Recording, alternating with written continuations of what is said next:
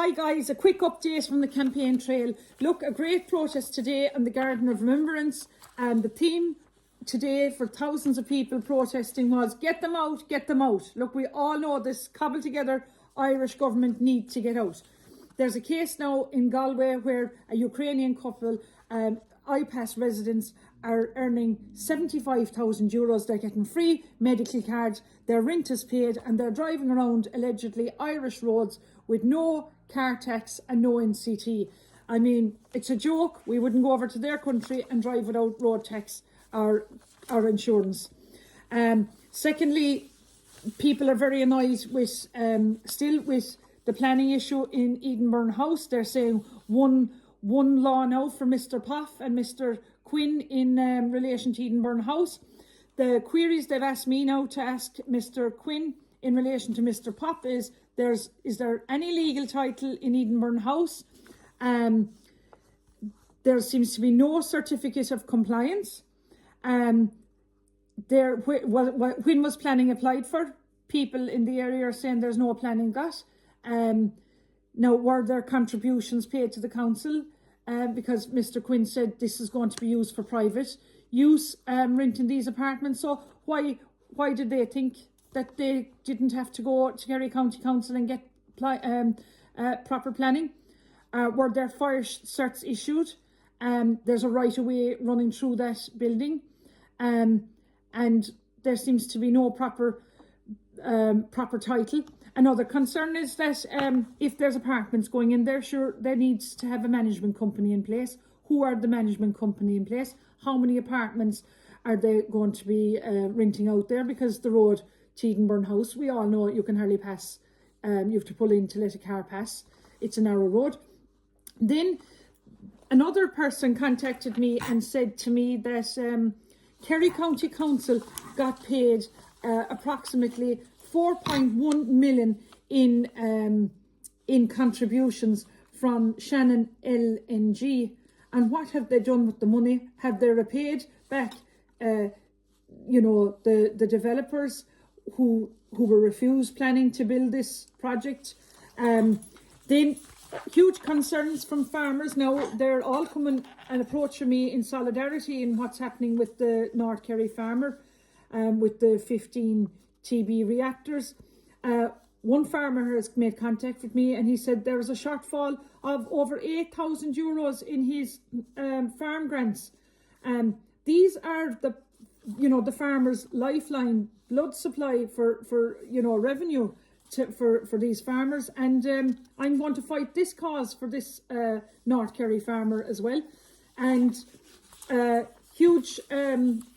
Another lady was just saying to me that how she went into University Hospital, Kerry A&E, with her son who was sick last week.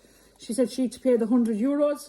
The A&E was full of Ukrainian non-nationals and migrants. And she said, here they were, and they shouting and roaring and everything around the A&E. And none of them had to pay 100 euros. And this mother, herself and her husband are hard-working taxpayers, and it's not fair. Irish people now are sick of it. They're sick of the gravy train.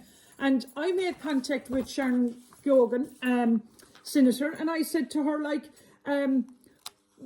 what's the update into the EU migration pact? Because we were told on Friday that, there was decisions going to be made, and I wanted an update from somebody in government because, and she said to me that there is no time frame to sign up to this, which in my opinion is wrong. We have until the 10th of July to opt out of this under the Lisbon Treaty. She said the government now must bring the decision to opt in or out of the Dáil. Nothing is scheduled for next week. It's the hottest topic, she says, on the doors, and it might be delayed until after the local elections. Look, all that's fine and well and good, but we're,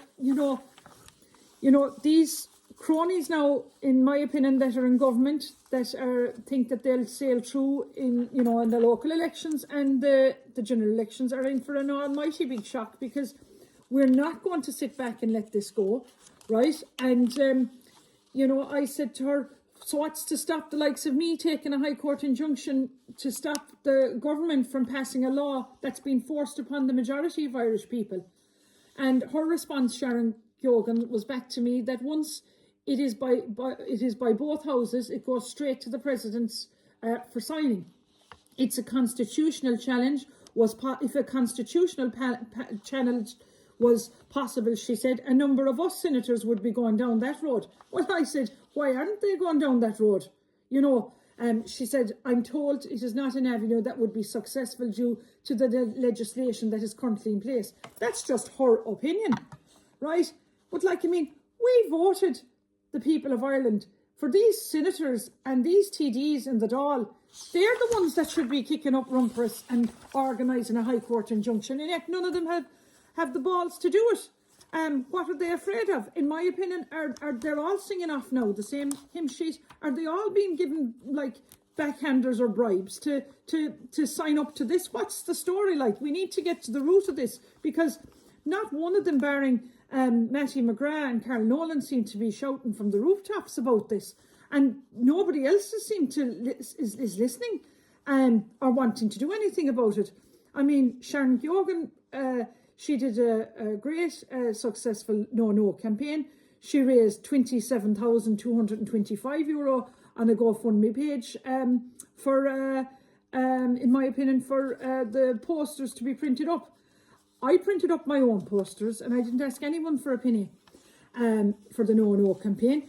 But I said to her now, to Sharon Geoghegan, that like 98% of people, Irish people, are crying out for a referendum on the EU migration pact. And, you know, that she's saying now that, a few of those senators could do something, but yet that they wouldn't be doing anything, in my opinion, is what she's trying to say, that she's not going to do anything about this EU migration pact. I mean, you know, people now need to be called out, right, and held accountable. We need all these senators who are paid huge amount of money, and all these TDs in the Dáil who are paid a huge amount of money, to stand up for the Irish people. We, the Irish people, never voted you in to turn around and stab us in the back and opt into this EU migration pact. This is a load of bullshit and nonsense. We need to opt out of this immediately, and we need strong now TDs to stand up and say no to this. I asked for the list there recently of the people, the TDs who didn't vote for this EU migration pact. So we need to remember these people that didn't vote for it. Was Ivana Bacik, Richard Boyd Barrett, Pa Daly, Pierce Doherty, Michael Fitzmaurice, Danny Healy-Rae, Michael Healy-Rae, Michael Lowry, Mattie McGrath, Michael McNamara, Verona Murphy, Carol Nolan and Richard O'Donoghue. And as for the rest of the other, all TDs in government in Fianna Fáil and the Green Party and Fine Gael, they all voted for this EU migration pact. So just remember that now on the doorstep when these people start coming to your door. Look, I, Michelle Keane, ask you to elect me to Kerry County Council. I assure you that I will bring your legitimate complaints to the appropriate authorities and fight your cause with every strength and ounce of strength in my body. My record over the last number of weeks ensures you of that. If you give me the opportunity, I won't disappoint you. Remember, I am keen on my county, and I'm asking you, the great people of the Castle Island electoral area, to vote number 1 for me, Michelle Keane. Gora Mila Mahagut.